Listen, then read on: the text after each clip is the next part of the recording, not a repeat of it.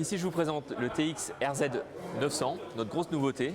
RZ pour Restart Zero, c'est-à-dire qu'on est reparti vraiment sur des bases en termes de qualité hi-fi et de finition globale. La façade a été complètement revue, on a vraiment épuré le produit. On a changé notamment le bouton de volume qui est passé sur un bouton en aluminium.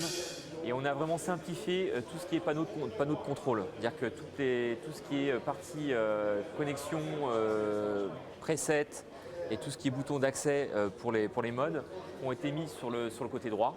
Si on peut voir ici, avant le modèle, c'était un modèle où tous les boutons étaient en façade comme ça.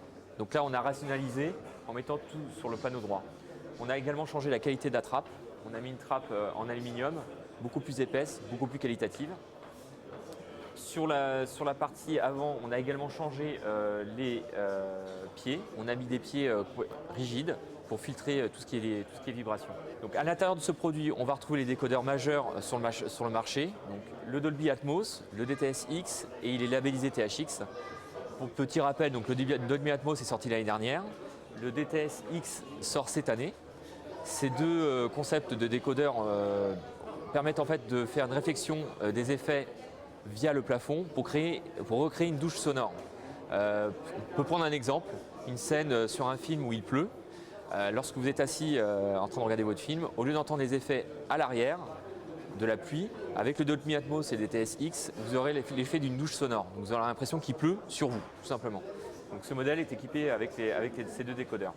En termes de connectivité, il est Bluetooth, Wi-Fi et Network. Donc vous avez la possibilité d'accéder à Deezer, Spotify ou Qobuz par exemple, ou les radios internet. Sur la partie hi-fi, on a revu complètement la partie hi-fi pour ces modèles-là. On a changé la qualité des condensateurs.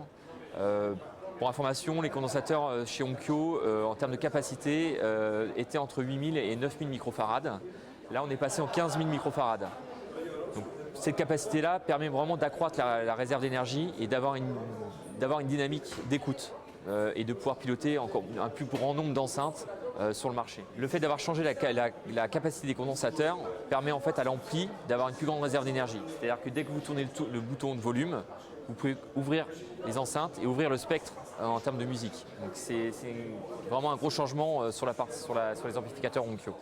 On a également mis un massif toroïdal, donc un toroïdal vraiment beaucoup plus gros que la normale par rapport au modèle qu'on pouvait trouver sur le marché. La connectique est impressionnante? Oui, on a mis ce qu'il fallait en termes de connectique. Tous les HDMI maintenant sont en HDCP 2.2.